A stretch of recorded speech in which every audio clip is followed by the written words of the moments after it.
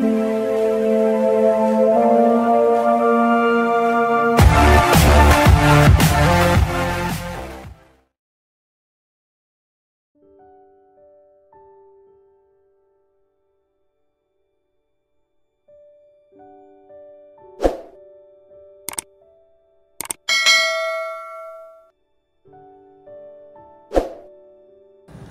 datang di channel ini dan selamat hari Minggu. Sahabat-sahabatku yang terkasih, salah satu kecenderungan manusia adalah terkadang manusia suka mengambil peran Tuhan ketika ia mulai menilai bahkan menjudge seseorang.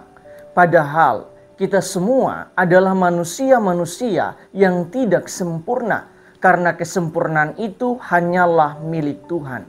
Tak heran sekarang ini berita-berita hoaks yang berisi ujaran-ujaran kebencian tentang keburukan orang lain beredar di mana-mana. Penghinaan-penghinaan dan hujatan-hujatan bertebaran untuk melecehkan bahkan menjatuhkan orang lain. Bisa dikatakan bahwa hal ini telah menjadi penyakit zaman di abad ini.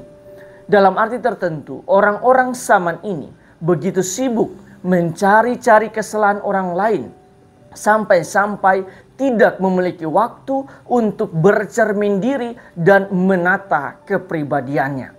Pada hari ini bacaan pertama mengatakan nilai ladang ditampakkan oleh buah pohon yang tumbuh di situ.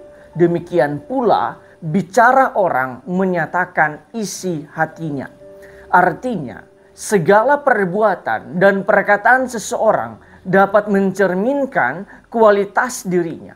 Ketika seseorang senantiasa membicarakan kesalahan orang lain, maka ia juga senantiasa menunjukkan kualitas dirinya yang rendah. Membicarakan orang lain berbeda dengan mengkritisi. Ketika kita membicarakan orang lain, maka fokus kita ialah kesalahan dan dosa orang lain. Tetapi ketika kita mengkritisi, maka fokus kita ialah memberikan solusi bagi orang tersebut. Putra Sirak juga menegaskan, jangan memuji seseorang sebelum ia berbicara.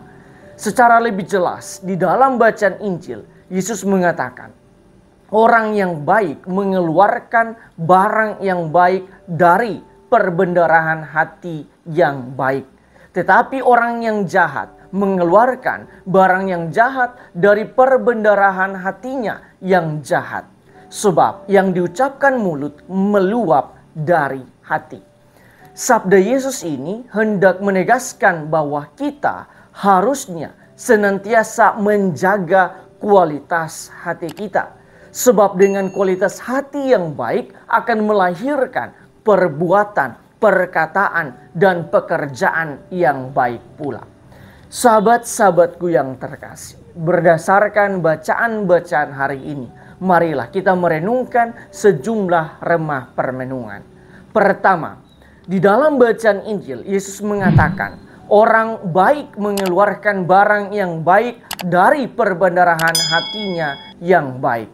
Itu artinya, ketika kita senantiasa berbuat baik kepada orang lain, maka kita sedang memperlihatkan kualitas hati dan diri kita yang adalah baik. Begitu juga ketika kita sedang bergosip atau membicarakan kebusukan orang lain, maka kita sedang memperlihatkan keburukan diri kita di hadapan orang lain, bukan memperlihatkan keburukan orang lain yang sedang kita ceritakan. Selain itu, ingatlah bahwa salah satu hukum alam yang masih berlaku untuk manusia ialah apa yang kita ucapkan dan lakukan pasti akan kembali kepada diri kita sendiri. Jika yang kita lakukan ialah kejahatan, maka kita pun akan memperoleh kejahatan.